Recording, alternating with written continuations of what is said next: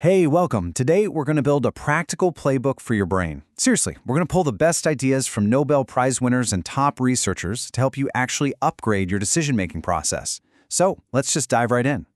We've all been there, right? You get that sinking feeling in your stomach the moment you realize you've made the wrong call. Doesn't matter if it was a small choice or a huge one. That feeling is universal.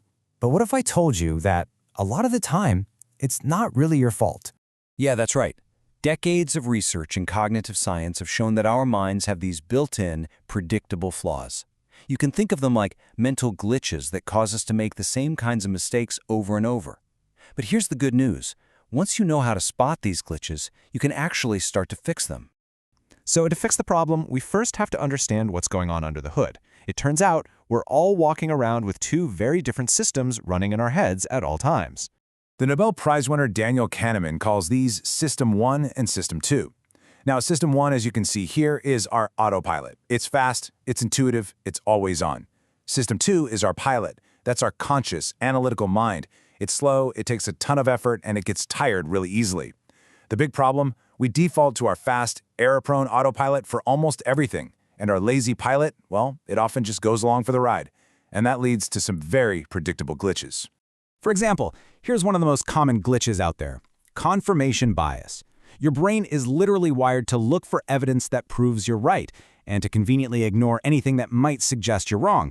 I mean, it feels good to be right, doesn't it? But this mental shortcut is a huge source of really bad decisions. And this quote from Kahneman just nails the danger here. Our autopilot brain, our System 1, it loves a good story. It takes a few pieces of information and quickly weaves them into a neat, tidy narrative that makes us feel super confident. But, and this is the key part, that confidence isn't based on the facts. It's based on how convincing the story feels. Okay, so we know our brains have these glitches. So what do we do about it?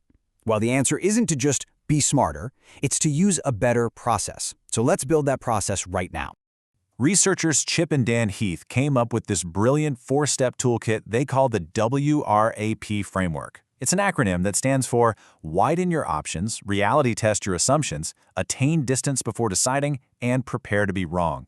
You can see how each of these steps is designed to fight back against a major decision-making flaw. Let's quickly walk through how this works. Let's start with W. Widen your options. You know, the single biggest trap we all fall into is seeing a choice as just this or that. Should I take this job or not? This kind of binary thinking is a total System 1 shortcut, and it completely shuts down any kind of creativity. So the rule of thumb is simple. Force yourself to come up with at least 3 real, genuine options. You will be amazed at the solutions you were just completely missing before. Next up, R, reality test your assumptions. This question right here on the screen is an amazing tool to fight that confirmation bias we talked about. Instead of just looking for reasons your favorite idea is the best, it forces you to actively look for evidence that could make a different option the winner. Then there's A, attain distance. This one tackles another glitch, letting our short-term emotions hijack our choices. You know, we get caught up in the heat of the moment. The fix is to step back. Ask yourself, how will I feel about this in 10 minutes? What about 10 months or 10 years? This simple trick forces our rational pilot brain to wake up. And finally, P, prepare to be wrong. This fights overconfidence. You imagine it's a year from now and your decision has failed spectacularly. Then you ask, why? It's called a pre-mortem, and it helps you spot threats you'd otherwise just blow right past. Okay, so having a tool like WRAP is fantastic for making a single specific choice. But what about those recurring, frustrating problems in our lives? The ones that just keep coming back? Well, often those aren't just about one bad decision. They're part of a bigger, more complex system. This question gets to the heart of it. This is a classic systems problem. You come up with a solution that seems perfectly logical, you put it in place, and somehow it backfires, making the original problem even worse. Why does that happen? It's usually because we fail to see all the hidden connections and feedback loops that are actually running the show. And this is how it usually plays out. We see a problem, and we apply a quick fix. But that fix creates an unintended consequence, right? A ripple effect we didn't see coming. This side effect then feeds back into the system, which makes the original problem even stronger, and we get trapped in this vicious cycle. We end up fighting the symptom forever instead of fixing the root cause. This quote from an MIT program is so important. It reminds us that our most frustrating problems, they're often the ghosts of our own past solutions.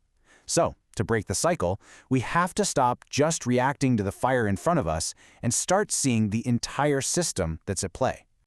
Okay, so we've covered the flaws in our thinking, we've got a process to fix them, and we know we need to see the bigger picture. Let's put all of this together into one unified playbook.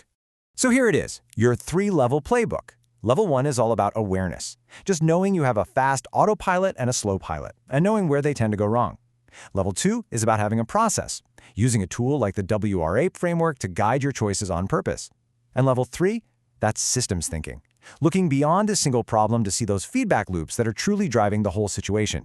So when you look across all this research, these 5 principles just pop up again and again.